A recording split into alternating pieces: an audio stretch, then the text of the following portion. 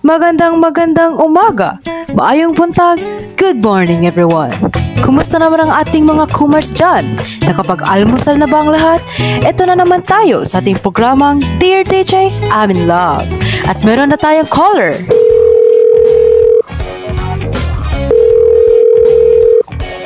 Hello? Oh hi, magpakilala ka naman sa ating mga tagapagkinig. Opo, itago niyo na lang po ako sa pangalang CJ. Ako po ay 21 anyos na lalaki na nakatitira sa Santa Isabel. Ayan, kumusta ka naman CJ? At ano ang kwento mo at napatawag ka sa aming estasyon? Isa po akong guro. Kakaturo ko po lamang sa isang pribadong eskwelahan galing sa aming bayan. Ikaw pala isang fresh graduate. Opo, tama po kayo. Sige CJ, ipagpatuloy mo lang ang iyong kwento. Nakikinig lang kami. May kasama po kasi ako sa trabaho. Tawagin po na lang natin siyang Kaloy. Mabait naman po siya at may maamong mukha. Isa po siya sa mga nakakasalamuha ko sa trabaho araw-araw dahil siya po ay isang teacher sa parehang eskwelahan ng pinagtatrabahuan ko. Ayun po, naniligaw po si Kaloy sa akin kaso nga po, wala po akong karanasan sa pagnunobyo at hanggang ngayon pinagbabawalan pa rin ako ng aking ina na makipagrelasyon sa iba. Teka. Sa edad mong 21 ay hindi ka pa nakapagnobyo at pinagbabawalan ka pa rin sa iyong ina? Opo, BBDJ Ayaw pa po akong payagan ng aking ina na magkarelasyon ako dahil ako nga po ay isang panganay. Ang gusto niya po ay matustusan ko muna ang pag-aaral ng aking mga kapatid. Hindi naman labag sa aking kalooban pero Kasi syempre no. Tayong mga mas nakakatanda ay parang ganun talaga ang ating mindset. Kumbaga, tinatanggap natin bilang obligasyon at gustong-gustong natin tulungan ang ating mga magulang at mga kapatid. Palakpakan naman dyan para sa mga panganay! Opo, so ayun nga po nagugustuhan ko na po si Kaloy. Pero hindi ko po siya masagot dahil nga sa rason na ayaw pa po ng aking inay na ako ay makipagrelasyon muna. Alam mo, CJ, ang mga inay, talagang wala silang gagawin na ikakapahamak nating, purong pagmamahal ang ugat ng kanilang pagbabawal. Pero CJ, ito lang ang aking payo sa'yo, no? Ikaw ay nasa tamang edad na, at alam ko na ikaw rin ay responsibleng tao. Hindi ka aabot kung nasaan ka ngayon kung ikaw ay hindi responsibly. Sundin mo CJ kung ano sa tingin mo ay mas nakakabuti sa iyo. Kung itong si Kaloy ay mabait naman, gaya ng sabi mo, at kung talagang gusto mo rin siya, wala namang masamang doon kung susubukin niyong kunin ang basbas ng mga magulang niyo. Nakapakilala mo na ba itong si Kaloy sa mama mo? Hindi pa nga po Kasi nga po, lagi po akong pinagsasabihan na wag muna magnobyo Kaya nga, wala po akong dinadalang lalaki sa bahay. Ayan! Ang pinakamainam CJ ay dalhin mo itong si Kaloy sa bahay niyo habang di mo pa naman siya sinasagot. Ipakilala mo na rin sa iyong ina. Ipakita mo rin sa mama mo na kaya mong timbangin ang iyong mga responsibilidad. Dahil mas maganda talaga yung relasyon na hindi tinatago, di ba?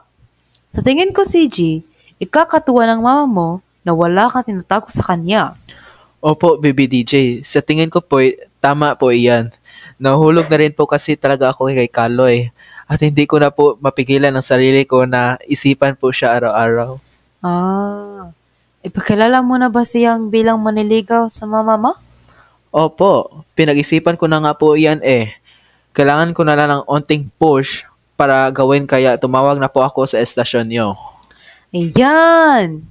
Kunting push lang pala Kung gano'n naman, ay good luck sa iyo, CJ. Sana'y maganda ang patutunguhan ng mga relasyon mo sa iyong ina at sa pinupusuan mong maniligaw na si Kaloy. Salamat po talaga sa iyo, BBDJ. Walang anuman. Tapos na ang Dear DJ I'm in Love at ito ang kantang bagay para sa ating kwento ngayong araw. Enjoy!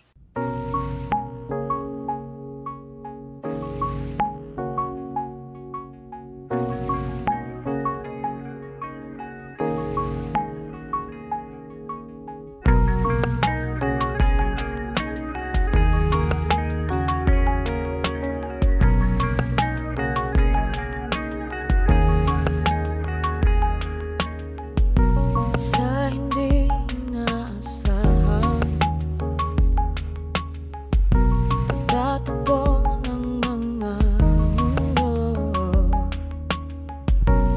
ay minsan lang nalulutong. Damang-dama na ang hugong nito. Di ba ba sapat ang sakit at lahat na hindi ko iparanas sa'yo?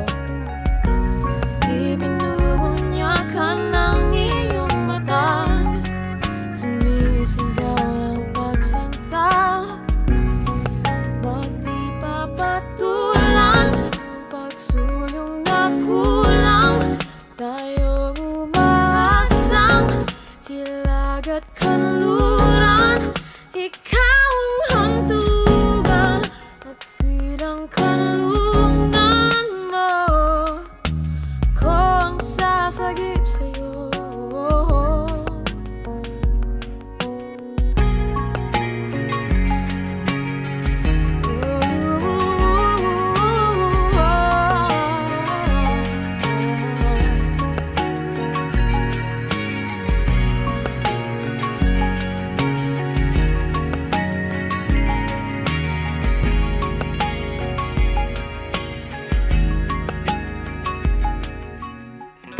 Saan nga ba patungo? Saan nga ba patungo? Kaya pagkat nahihiwagan